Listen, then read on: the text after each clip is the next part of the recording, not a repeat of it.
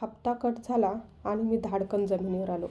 परवा सकाळी OPDमध्ये पेशंट सुरू असताना खिशातला मोबाईल व्हायब्रेट झाला. नजर खाली टाकली आणि जागीच थिजलो. स्क्रीनवर ब्रेकिंग न्यूज फ्लॅश झाली होती. अजितदादांचा विमान अपघातात मृत्यू. मी हातातला स्टेथोस्कोप तसाच खाली ठेवला आणि शून्यात बघत बसलो. ज्या माणसाच्या एका सहीवर राज्याची तिजोरी हलायची, ज्याच्या आवाजाने सभा गाजायच्या, तो आवाज एका सेकंदात नियतीने म्यूट केला होता. त्या क्षणी OPDमधला गोंगाट मला अचानक ऐकू येईनासा झाला. वाटलं मृत्यूसमोर आपलं कौशल्य, आपली डिग्री आणि आपलं नेटवर्क किती थिल्लर आहे. आपण ज्याला पॉवर समजतो ती खरं तर फक्त एक वेळ आहे, जी कधीही संपू शकते. मी या नश्वरतेचा विचार करत असतानाच फोन पुन्हा वाजला. टिंग! यावेळी बँकेचा मेसेज होता. तुमच्या होम लोनचा EMI खात्यातून वजा झाला आहे. ती बातमी आणि हा मेसेज या दोन्हीत एक भयानक विरोधाभास होता. एकीकडे काळाने एका आयुष्याचा हिशोब पूर्ण केला होता आणि दुसरीकडे बँकेने माझ्या जगण्याचा हिशोब वसूल केला होता. मी सुन्न होऊन खिडकीबाहेर पाहिलं. मी डॉक्टर सुजित पाटील, एक यशस्वी बालरोगतज्ञ. पुण्यात स्वतःचं घर, दारात गाडी, हाताखाली स्टाफ. समाज म्हणतो डॉक्टर सेटल आहेत. पण आज मला स्वतःला विचारावंसं वाटतंय, हे सेटल असणं आहे की साचलेपण आहे?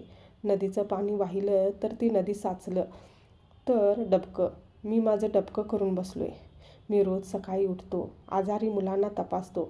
माझं पुण्याचं आहे हे नक्कीच. पण दिवस संपल्यावर जेव्हा मी हिशोब करतो तेव्हा तो समाधानाचा नसतो, तर शिलकीचा असतो.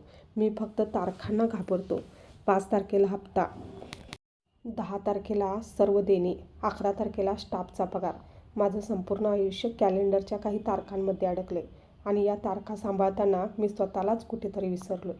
आपल्या मध्यमवर्गीय मनाला एक शाप आहे, सुरक्षिततेचा हव्यास. काहीतरी वेगळे करायचं म्हटलं की पाय लटलटतात. लोक काय म्हणतील या प्रश्नापेक्षा उद्या खायला मिळेल ना, ही भीती आपल्याला जिवंतपणी मारते.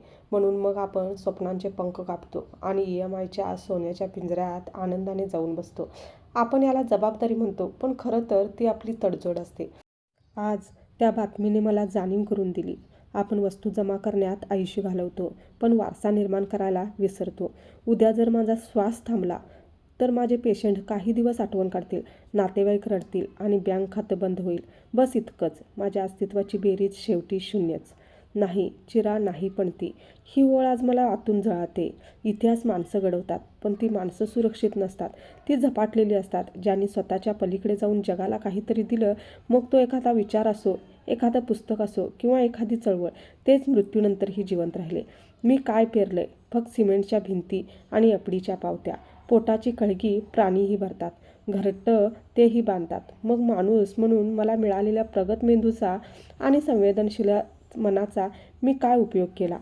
जर मी फक्त सर्व्हायव्हल मोडवर जगत राहिलो तर माझ्या आणि त्या प्राण्यात काय फरक उरला? हा लेख वाचताना तुम्हाला अस्वस्थ वाटत असेल तर ते चांगलं आहे, कारण ही अस्वस्थताच परिवर्तनाची पहिली पायरी आहे.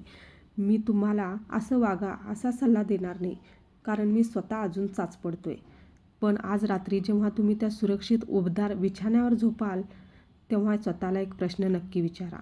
ज्या उद्यासाठी मी आजची माझी स्वप्न मारली, तो उद्या नक्की येईलच याची खात्री काय आहे? आणि जरा तो आला नाही तर माझ्या जाण्याने आणि या जगाच्या कोपऱ्यात निदान एका माणसाच्या तरी आयुष्यात अशी पोकळी निर्माण होईल का, जी पैशाने भरून काढता येणार नाही? जर उत्तर नाही असेल तर जागे व्हा. हप्ते बँकांचे आहेत, पण आयुष्य तुमचं आहे. ते हप्त्यात कापलं जाऊ देऊ नका.